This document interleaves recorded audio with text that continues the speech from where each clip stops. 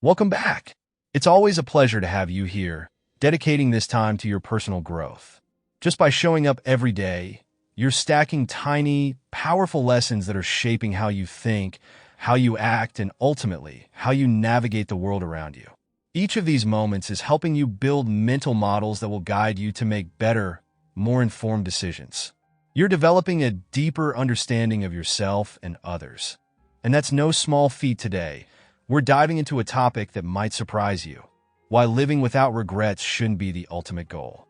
This idea goes against the grain of what we're usually told, right? Society glorifies the notion of living without regrets, holding it up as the pinnacle of a life well lived. But if you take a moment to think about it, you'll realize that aiming to have no regrets is either an impossible ideal or a sign that someone hasn't truly reflected on their actions. So, let's take a moment to ground ourselves before we unpack this. Find a comfortable seat, wherever that may be. Inhale deeply through your nose, then exhale slowly, releasing any tension. Now, take another deep breath, focusing on where you feel the most strain. Is it in your neck, shoulders, or lower back?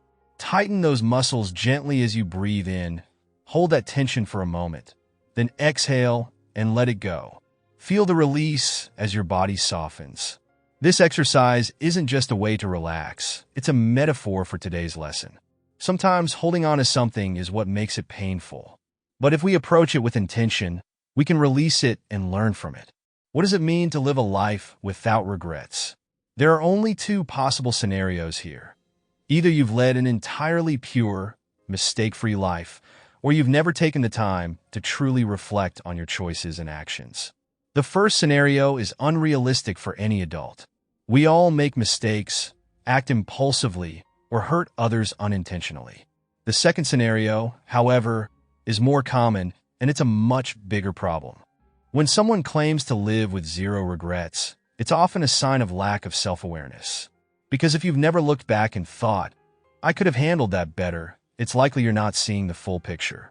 The people who are truly striving for growth will inevitably look back and feel at least a twinge of regret about some decisions.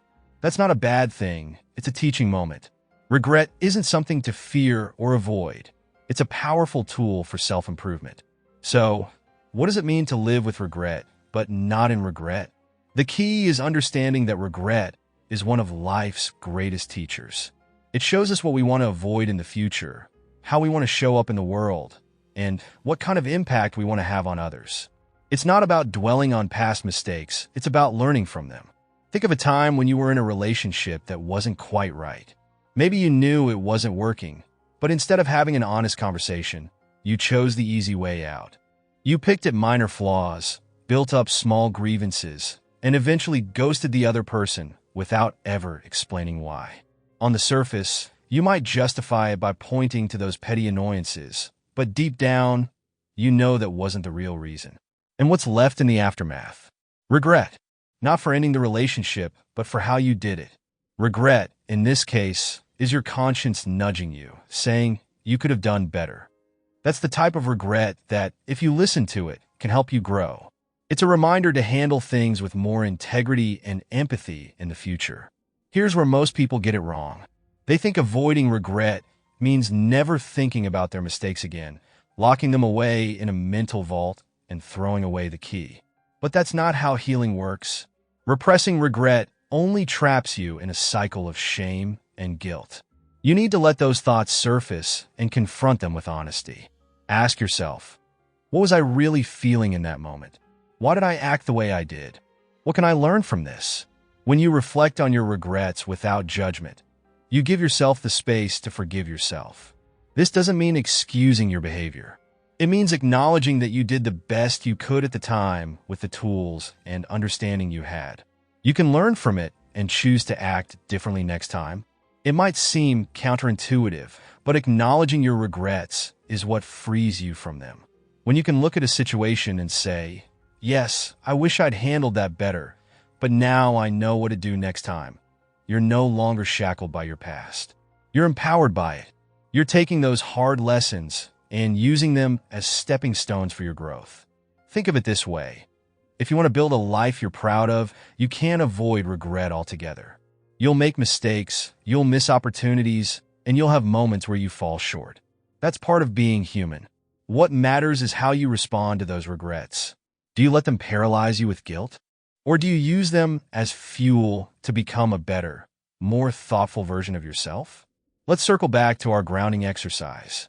Just like we tightened and released our muscles, regrets can be something we intentionally work through and let go. Sit with the feeling, learn from it, then release it. This process of reflecting, understanding, and releasing is the key to living a life that's aware of regret, but not defined by it. The next time you catch yourself thinking, "I wish I'd done that differently," don't push it away. Take a moment to explore why. What does that regret teach you about your values, your priorities, or your approach? Maybe it's telling you to communicate more clearly, to take more risks, or to be more compassionate. Today, spend some time reflecting on a regret you've been carrying. Write it down. Look at it honestly and without judgment. What does it teach you? How can you use that lesson to improve your choices going forward? And most importantly, forgive yourself. Let that regret become a reminder of how far you've come, not a weight that holds you back. Remember, having regrets doesn't mean you've failed. It means you've lived, you've learned, and you've cared enough to reflect. That's a sign of growth, not weakness. So, don't strive to live without regrets. Instead, aim to live in a way that lets your regrets guide you to become a wiser, more compassionate version of yourself. Until next time, keep moving forward. You've got this. We'll be right here every step of the way.